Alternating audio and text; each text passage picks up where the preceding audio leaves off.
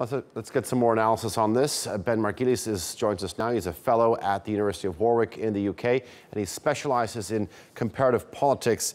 Ben, thanks very much for joining us. Now, there are about 10 swing states here, but let me ask you, which ones do you have your eyes on specifically? Well, with every U.S. election, first you have to start with Florida because it's the very largest swing state, and it is, as usual, extremely close. Also in the South, you'd look at Virginia and North Carolina because these have had a lot of internal migrants from other parts of the United States, so they've become much more diverse than other southern states.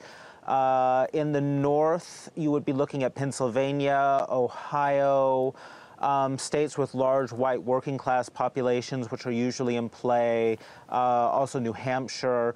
And then finally in the Southwest, you'd probably be looking at Nevada is getting a lot of attention, really what we call the four corner states, so Nevada, Colorado, Arizona, New Mexico. You started off with Florida. You started off with Florida. Does that mean that if Trump is unable to win in Florida, he doesn't have any shot at all?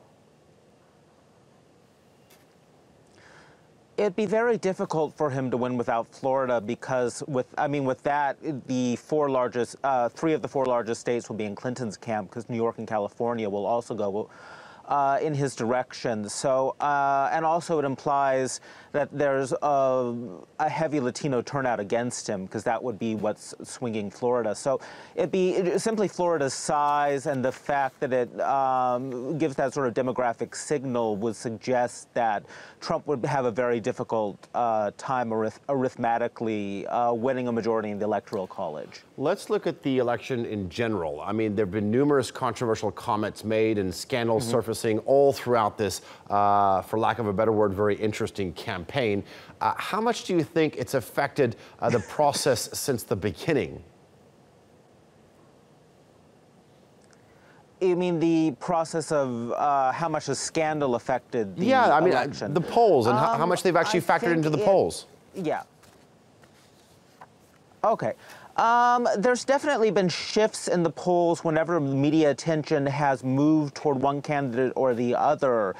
And they've been fairly significant. I think the last Comey email, when he said a week ago that they were reopening or looking into the Weiner-Abden emails, the emails that they just found, I think they said that it may have accelerated a trend against Clinton and toward Trump. So, I mean, it depends on the scandal and it depends on its magnitude and which candidate it is. It does move the polls a considerable way, you know, several points, maybe not several, but a few points one way or the other. But the overall trend in the last several months has really been a slight advantage toward Hillary. And there's a pretty, you know,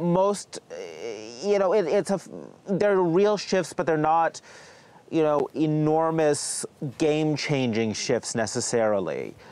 And the overall poll trend has been fairly, has been generally there's been a slight advantage for Hillary Clinton for the last several months. So you say no game-changing, but not necessarily. So no game-changing effects there, but yeah, when you look at not a profound effect. Yeah. Okay, when you look at the FBI director's comments, Donald Trump gained a little bit of momentum in recent days or weeks. But do you think it's enough for him to win?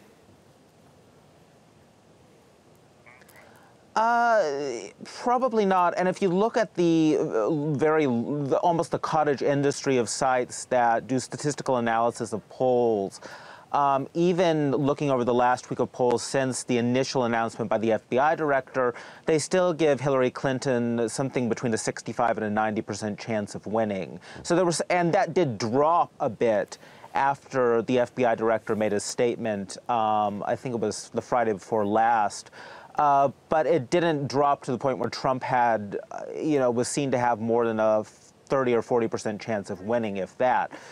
So it definitely caused a blow, and you can see that reflected in the polls, but it didn't, as I said before, change the game. There are underlying demographics which militate, which make it an uphill battle for Trump. Okay.